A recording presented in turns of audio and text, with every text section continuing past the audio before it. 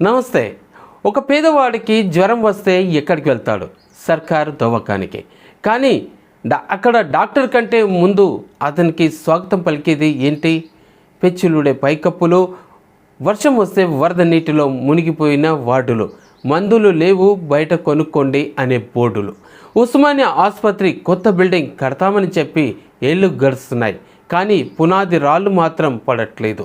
ఈరోజు మన స్టోరీ ప్రాణాలతో చెలవట మారుతున్న హెల్త్ ఎమర్జెన్సీ గురించి. హైదరాబాద్ నడిబొడ్డున ఉన్న ఉస్మానియా ఆసుపత్రి పరిస్థితి చూస్తే కడుపు రగిలిపోతుంది. ఎప్పుడు కూలుతుందో తెలియని బిల్డింగు, ఆ బిల్డింగ్ కిందనే పేషెంట్లు బిక్కుబిక్కుమంటూ చికిత్స పొందుతున్న పరిస్థితి. ప్రభుత్వం గోషామాల్ స్టేడియంలో కొత్త బిల్డింగ్ కడతామని ఫౌండేషన్ కూడా వేసింది. కానీ అక్కడ రాజకీయ రచ్చ, మా ఏరియాలో వద్దు అని కొందరు ప్రొటెస్ట్ కూడా చేశారు. మరి పేషెంట్లు ఎక్కడికి పోవాలి? మరోవైపు గాంధీ ఆసుపత్రిలో బెడ్స్ సరిపోక నేల మీదనే వైద్యం చేస్తున్నారు. అటెండర్లు కూర్చోవడానికి కూడా చోటు లేదు.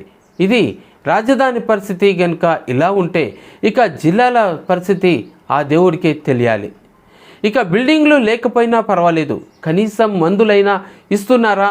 పారాసిటమాల్ తప్ప అన్ని మెడిసిన్స్ బయటనే కొనుక్కోవాల్సిందే అని డాక్టర్లు ప్రిస్క్రిప్షన్ కూడా రాసిస్తున్నారు. ఇక యాంటీబయాటిక్స్, పెయిన్ కిల్లర్స్ ఇలాంటి బేసిక్ మందులకే దిక్కు లేదు అక్కడ. మెడికల్ మాఫియా సప్లైర్లకు జేబులు వాళ్ళకు బిల్లులు చెల్లించకపోవడం వల్లనే ఈ కొరత జరుగుతుందా అనేటువంటి ఒక ఆరోపణలు కూడా ఉన్నాయి.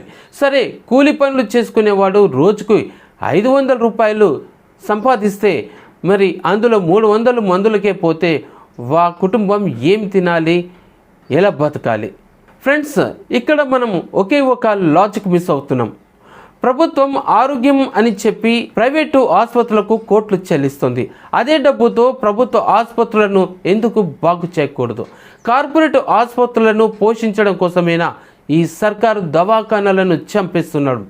ఉస్మానియా బిల్డింగ్ కట్టడానికి రాజకీయాలు అడ్డొస్తున్నాయా, లేక చిత్తశుద్ధి లోపించిందా? ప్రజల ప్రాణాల కంటే రాజకీయ ప్రయోజనాలే ముఖ్యమా? చివరిగా ప్రభుత్వానికి ఒకే ఒక విన్నపం. ఉస్మానియా బిల్డింగ్ రాజకీయాలకు అతీతం, అది పేదోడి గుడి.